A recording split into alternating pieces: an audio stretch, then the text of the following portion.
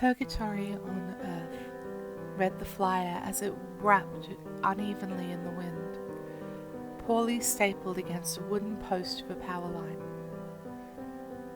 It was an interesting title, not exactly the alluring intro phrase most religious recruitment ads used.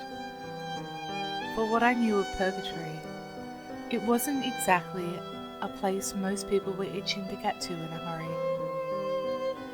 Still, I was curious enough to see exactly what sort of sales pitch this group had prepared, and I had nothing better to do than wait for the bus to take me home from work. Are you tired of suffering? Are you tired of feeling guilty? Are you sick of having to confess your sins each and every time you stray from the path? What if you could say goodbye to all of that? What if you could purge your sins and all those negative feelings for good? We don't mean when you get to heaven. We mean now. Today. Cleanse your soul forever by hearing His voice. The choir of heaven will deliver you to peace on earth. Join us. Salvation is waiting. Something was weird about the entire message. On one hand, it seemed like a normal New Age church, drawing followers away from more traditional confession-based religions.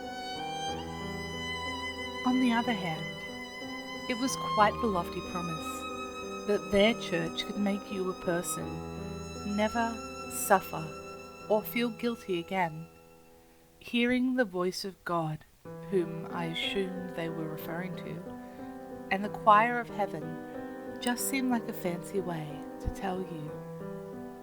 They read from the Bible and sung church hymns. In their defense, it couldn't be easy trying to lure people into a startup church. We were in the southeastern United States, after all. You could find churches every denomination with ease, whether you wanted to or not. At the bottom of their flyer was only a website, no address or phone number to be found. I figured this was either a very new church or a glorified religious podcast. More like purgatory on tape, I muttered to myself with a smile, overly amused at my own joke. I took the photo of the flyer with my phone and loaded onto the bus that had finally arrived. A couple of weeks had passed before I even thought about the flyer again. It had only been a passing curiosity while I waited for the bus. I wasn't particularly looking for any religion in my mind, let alone salvation. I was swiping through my pics in a vain attempt to find a better profile picture when it came to mind again. Thoroughly convinced I looked like a dad who had just discovered selfies, I came upon a photo I had taken of the website. Curious and with time to kill, I typed in the address and was redirected to an unremarkable page. The website was no more than a white slate with a play icon and a single sentence in black that read, "Please use headphones." I searched through my cluttered desk for a set of earbuds, wondering why I was going through all this trouble for what was probably no more than a low-budget sermon.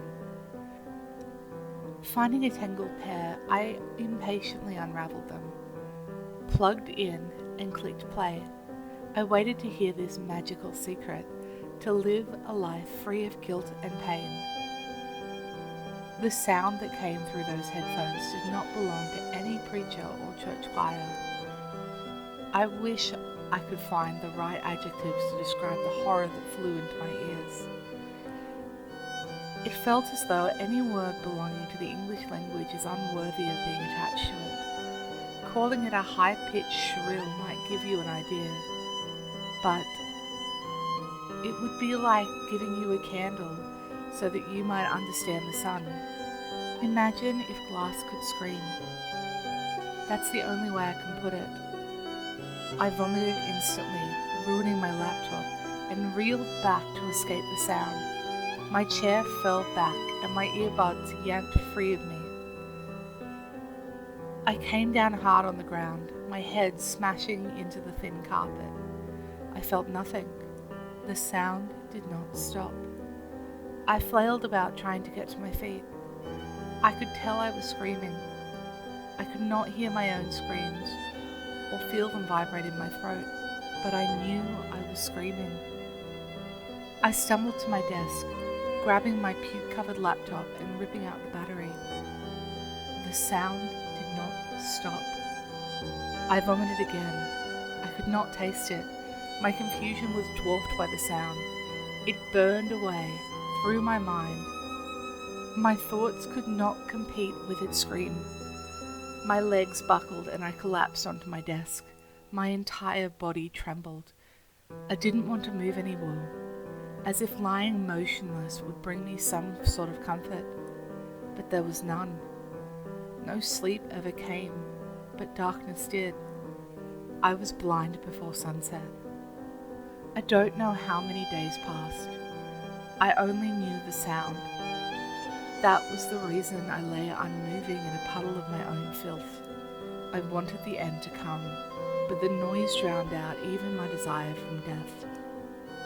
Then, there was no sound.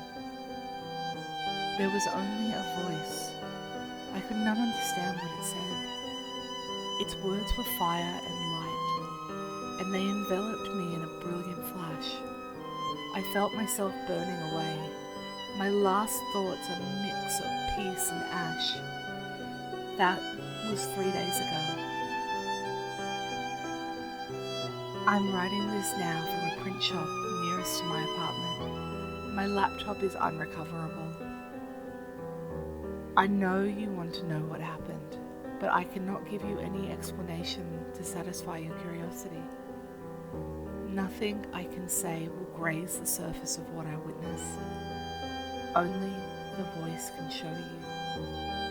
I can only tell you that I have found peace, and it burns. I have to go. My flyers are ready and there is so much work to be done.